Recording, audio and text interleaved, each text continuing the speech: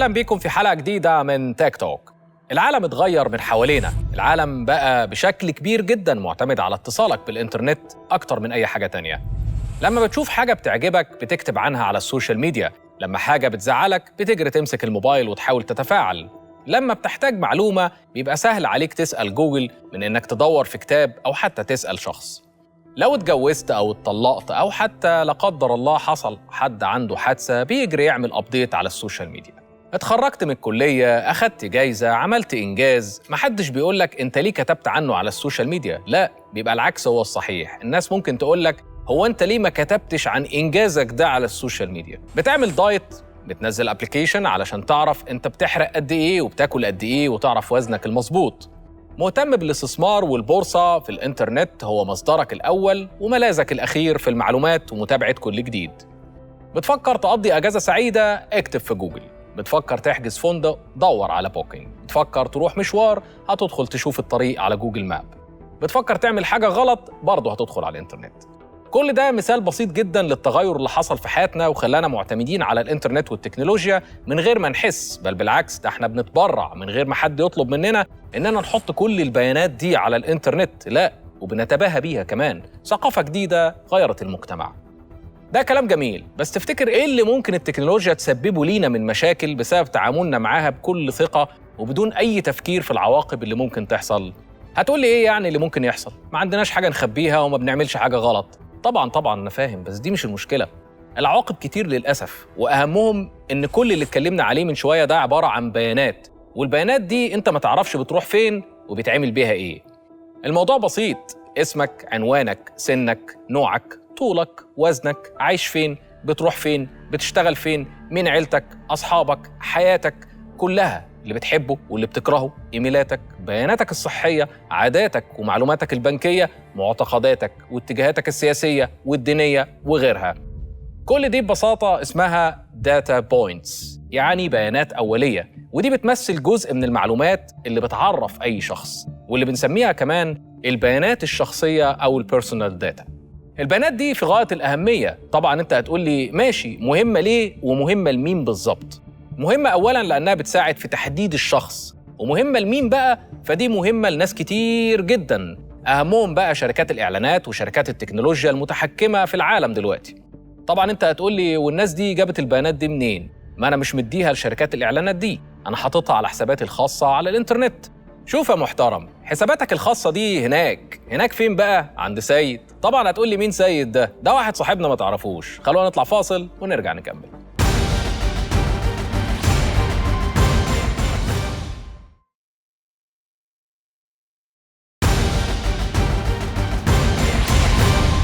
أهلاً بيكم. قبل الفاصل قلنا إن البيانات اللي حضرتك بتحطها على الإنترنت أنت لا تملكها في حقيقة الأمر، وإن اللي بيتحكم فيها جهات تانية خالص أنت ممكن ما تعرفش عنها حاجة، ودي بياناتك الشخصية للأسف. هتقولي لا، ما أنا بحط بيانات بقى في حسابات خاصة مثلاً على فيسبوك أو على أمازون أو على جوجل أو أي خدمة من خدمات الشركات الكبيرة، ومحمية باسورد ورابط الحسابات دي برقم تليفوني ومأمن نفسي تمام. أنت يا عم جاي تخوفنا وخلاص.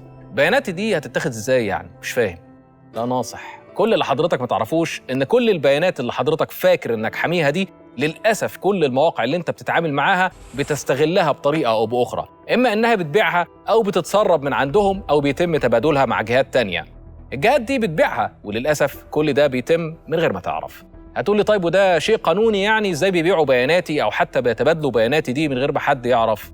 عايز الحقيقة؟ هو قانوني حضرتك، لأنك ماضي عقد مع الشركات دي علشان تستخدم الخدمات بتاعتهم وموقع على كل الشروط اللي موجودة في العقد ده. فاكر أكسبت؟ أنا راضي ضميرك. كم مرة حملت برنامج أو دخلت على موقع وطلب منك تقرأ شروط الخدمة أو سياسة الاستخدام أو سياسة الخصوصية وقررت تقراها؟ ولا الهوا طبعا، كله أكسبت.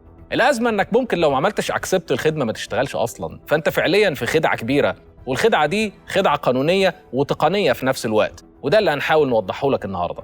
خلينا ناخد الجانب القانوني الأول ومن غير تعقيدات. كل اللي اتكلمنا عليه ده اسمه بيانات شخصية، يعني البيانات اللي بتؤدي لتعريف أو تحديد شخص بعينه.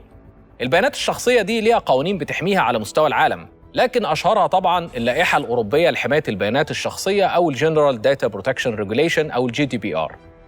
الجي دي بي آر ده هو القانون الخاص بالاتحاد الأوروبي اللي بيحكم حماية البيانات وطرق معالجتها، وكمان بيضمن حقوق المواطنين أصحاب البيانات دي، خصوصاً المواطنين الأوروبيين، واللي نشر في 2016 ودخل حيز التنفيذ من 2018. طبعاً الجي دي بي آر عمل تأثير كبير جداً حوالين العالم، وخلى دول كتير جداً محتاجة تشرع قوانين متوافقة مع الجي دي بي آر. هتقولي ليه يعني؟ ببساطة يا عزيزي، اللائحة الأوروبية لحماية البيانات الشخصية بتلزم الشركات والدول حتى اللي بتتعامل مع بيانات خاصة بالمواطنين الأوروبيين إنها توفق أوضاعها القانونية وتوفر الحماية اللازمة لبيانات مواطني الاتحاد الأوروبي، واللي من حق الاتحاد الأوروبي إنه يمتنع عن التعاون مع الدول اللي بتنتهك قانون حماية البيانات، أو تفرض غرامات على الشركات اللي مش موفقة أوضاعها مع الجي دي بي آر أو بتنتهك أي من بنوده. ده بقى يفسر زي ما قلت لك ليه الدول بدأت تشرع قوانين لها علاقة بحماية البيانات الشخصية. واحنا عندنا في مصر بالمناسبة قانون مهم جدا، هو قانون حماية البيانات الشخصية رقم 151 لسنة 2020. القانون ده مهمته برضه حماية بياناتك كمواطن مصري، وفي نفس الوقت بيتوافق مع قانون الاتحاد الأوروبي. لكن عشان نتكلم بجد يعني، الدولة محتاجة تفعل القانون ده، ومحتاجة تصدر اللائحة التنفيذية بتاعته، لأنه بدون اللائحة التنفيذية بكل الضوابط والمعايير الخاصة بحماية البيانات لا حياة لمن تنادي. القانون كمان في مواد محتاجة نظرة للأسف الشديد، لأن في ثغرات الحقيقة بتخلي الناس تتحايل وتجمع بيانات وتستهدفك بإعلانات أو مكالمات تليفون، وإنت شخصيا ما بتبقاش عارف الناس دي جابت بياناتك منين. زي ما قلنا على الفيسبوك والشركات الكبيرة اللي حضرتك مأمن بياناتك عندهم، فجأة بتلاقي رسائل جايالك وإعلانات أو رسائل على أرقام تليفونك أنت ما تعرفش جت منين، أو بياناتك فجأة اتسربت وبقت مع سيد فلاشة اللي بيبيعها في كل حتة لأي حد بيدفع للأسف. عرفت مين سيد بقى؟ أو سيد ده اسمه حائز البيانات في القانون. حاز البيانات منين؟ مش عارف، المهم إنه حاز البيانات، وفي الآخر تلاقي سيد عامل ثروة من بياناتك من غير ما تعرف. أبو السيد بقى أو سيد فلاشة مستويات، من أول مستوى الشركة اللولبية لترويج الفلل والشقق الألموعية لحد شركات سمسرة البيانات العالمية، عالم سمسم للأسف. عموماً زي ما قلنا في مصر قانون، لكن محتاج الدولة تفعله وتصدر اللائحة التنفيذية بتاعته عشان يبقى قابل للتطبيق، وكمان نقدر نجذب استثمارات مهمة في التكنولوجيا. وجود القانون في حد ذاته خطوة إيجابية، لكن محتاج نكمل. على المستوى الدولي الموضوع مختلف شوية، لأن النظرة للبيانات دي نظرة مختلفة، نظرة معتمدة على إن البيانات هي المحرك للاقتصاد الرقمي، وإن البيانات دي كنز وهي بترول القرن ولازم يتم حمايتها، وبالتالي القواعد اللي محطوطة قواعد صارمة. مش بس كده، بيتم تنفيذها، وأكيد أنت سمعت عن شركات كتير جدا دفعت ملايين الدولارات الفترة الأخيرة بسبب غرامات فرضها الاتحاد الأوروبي عليهم لانتهاكهم لائحة حماية البيانات. خد عندك مثلا شركة أمازون تم تغريمها 877 مليون دولار سنة 2021 لانتهاكها لائحة حماية البيانات الأوروبية. وده ليه بقى حضرتك؟ تخيل كده ليه؟ عشان ما أخدتش تصريح من المستخدم أو موافقة إنها تستخدم الكوكيز على جهاز المستخدم لأغراض جمع وتحليل البيانات وتتبع سلوك المستخدمين. بالمناسبة دي مش أول مرة أمازون تتغرم بسبب الجي دي بي آر، فالشركة دفعت غرامة 35 مليون يورو في 2020 برضه بسبب نفس المشكلة. تخيل انت بقى لو شركة وعندك عملاء في الاتحاد الأوروبي أو مواطنين أوروبيين حتى لو مش عايشين في أوروبا ومش موفق أوضاعك مع الجي دي بي آر، تخيل ممكن يتعمل مع شركتك إيه؟ كوارث طبعا لو مش موفق أوضاعك حتى لو بتشتغل في مصر. بالمناسبة خد عندك كمان واتساب، الحكومة الأيرلندية دفعتها 255 مليون يورو في 2021 بسبب انتهاكات الجي دي بي آر. جوجل هي كمان ما خرجتش بره المنافسة، بالعكس دفعت هي كمان 102 مليون دولار غرامة في أيرلندا برضو لأنهم انتهكوا مواد اللائحة الأوروبية لحماية البيانات. نيجي بقى للفيسبوك، أبو السيد الكبير سيد السوشيال ميديا، دفع في يونيو 2022 68 مليون دولار غرامة بسبب انتهاكات الجي دي بي آر.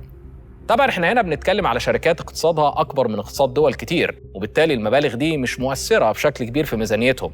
لكن تخيل لو أي شركة صغيرة أو شركة لسه بتبتدي ودخلت في قصة انتهاكات الخصوصية بتاعة البيانات دي، إيه اللي ممكن يحصل لهم؟ أبسط حاجة هتفلس وتطلع بره السوق.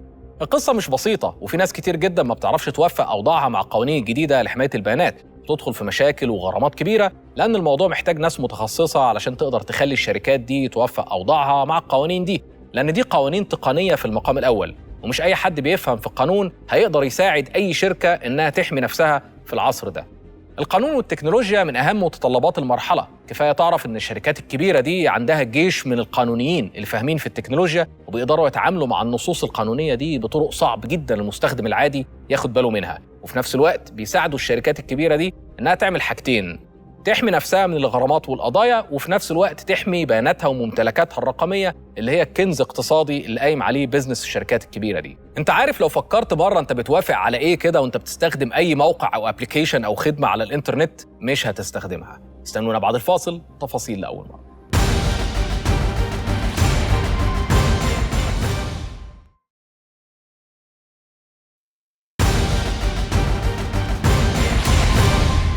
اهلا بيكم. قبل الفاصل قلنا ايه بقى الحاجات اللي انت بتوافق عليها وبتنتهك خصوصيتك من غير ما تاخد بالك.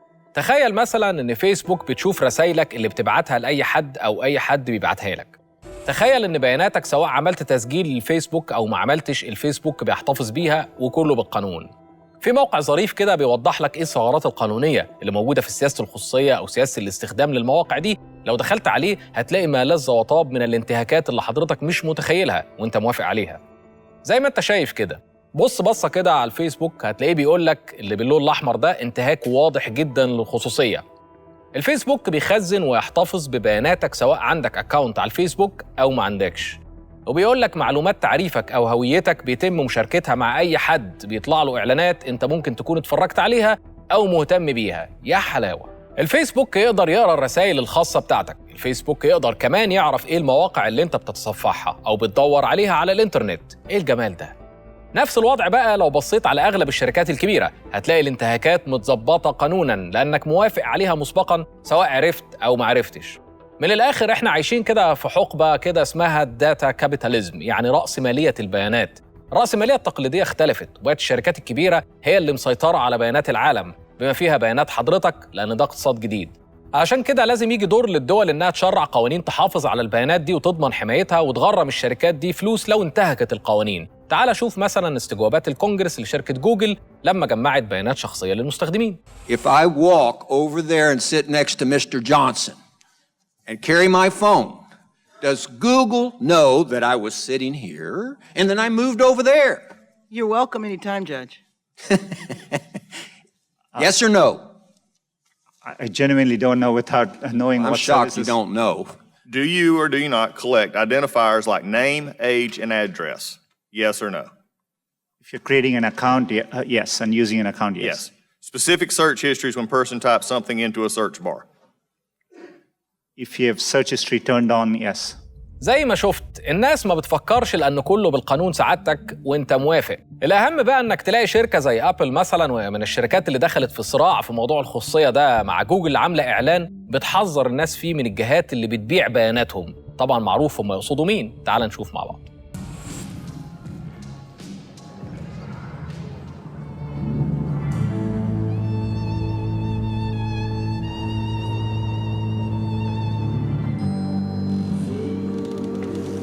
The next sale is a digital treasure trove charming Ellie's private data. What? Lot number one, her emails. The one she's opened and read, wonderfully personal. Let's start at 240, 260, 280. Sold. Lot number two, Ellie's drugstore purchases. Voila! Priceless data.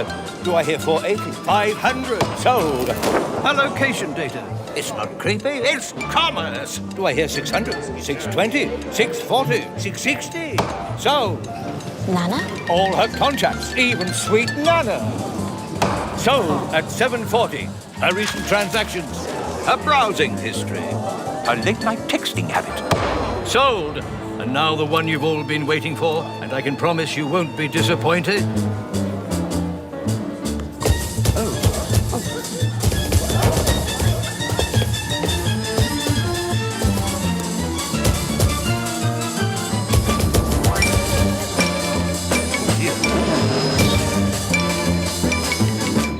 الظريف بقى ان ابل وجوجل في 2021 دفعوا غرامة 10 مليون يورو لانتهاكهم قوانين الخصوصية وحماية المستهلك في ايطاليا. يعني لا تعايرني ولا عايرك، الهم طايلني وطايلك. ما فيش شركة كانت كبيرة او صغيرة ما بتجمعش بيانات المستخدمين وما بتستخدمهاش في اغراض تانية، لكن في شركات بتوفق اوضاعها مع القوانين، وفي شركات مش فاهمة اصلا اللعبة كويس وعارفة ان ده اقتصاد كبير وليه معايير وقوانين، وفي شركات من نوعية سيد فلاشة اخرهم فلاشة عليه شوية داتا. احنا من الاخر عايشين في عصر جديد، هو عصر رأسمالية البيانات، وفي بعض الخبراء مسمينها كمان رأسمالية المراقبة، لانك متراقب فعليا في كل حركة بتعملها دلوقتي. راكب عربية جديدة فيها سنسورز، فيها كمبيوتر، قاعد في سمارت هوم، لابس سمارت ووتش، بتتعامل مع الإنترنت، معاك موبايل، في كاميرات في كل حتة، بتستخدم السوشيال ميديا. كل دي مصادر للمراقبة في رأسمالية البيانات. الشركات الكبيرة عندها القدرة أنها تجمع أكبر قدر ممكن من البيانات اللي بتعرف هويتك أو شخصيتك أو سلوكك بسهولة من غير ما تحس، من أول رقم الجهاز اللي بتدخل بيه على الإنترنت أو الآي بي أدرس لحد المواقع اللي بتتصفحها على الإنترنت والبرامج اللي موجودة على جهازك. الرئيس التنفيذي لجوجل بيقول لك من الآخر لو عندك حاجة مش عايز حد يعرفها المفروض إنك ما تعملهاش من الأول زي ما هتسمع منه حالا. If you have something that you don't want anyone to know, maybe you shouldn't be doing it in the first place. But if you really need that kind of privacy, the reality is that search engines, including Google, do retain this information for some time. And it's important, for example, that we are all subject in the United States to the Patriot Act. It is possible that that information could be made available to the authorities. طبعا انت هتقول لي وانا اعمل ايه بقى في القصه ديت؟ شوف، كل واحد فينا عليه مسؤوليه. انت كمستخدم عادي محتاج تتعلم يعني ايه بيانات شخصيه وازاي تحمي بياناتك من الناحيه التقنيه، وايه القوانين اللي ممكن تساعدك تحمي بياناتك او تاخد حقك ازاي لما تنتهك خصوصيتك او تتسرب بياناتك او يتم استغلالها. وده موضوع الحقيقه محتاج حلقات كتير وفيديوهات كتير وبرامج تدريبيه انا وعدكم اننا نساهم فيها قريب ان شاء الله. اما لو انت عندك شركه فده موضوع محتاج بقى تعرفه كويس وتعرف ازاي تحمي شركتك وبياناتك بتاعه الشركه والعملاء وتستفيد من البيانات ككنز واقتصاد جديد، وتعرف ايه القوانين اللي بتنظم ده وازاي توفق اوضاعك قانونا. من الاخر في الفتره اللي جايه البيانات قيمتها هتزيد، وكل ما كنت قادر تستفيد من البيانات كل ما هتبقى موجود على الخريطه في اقتصاد المعلومات، لان الاقتصاد الجديد مش اقتصاد تقليدي، ده اقتصاد رقمي، وده بقى واقع مش اختيار. استنونا في حلقه جديده وتاك توك على القاهره والناس.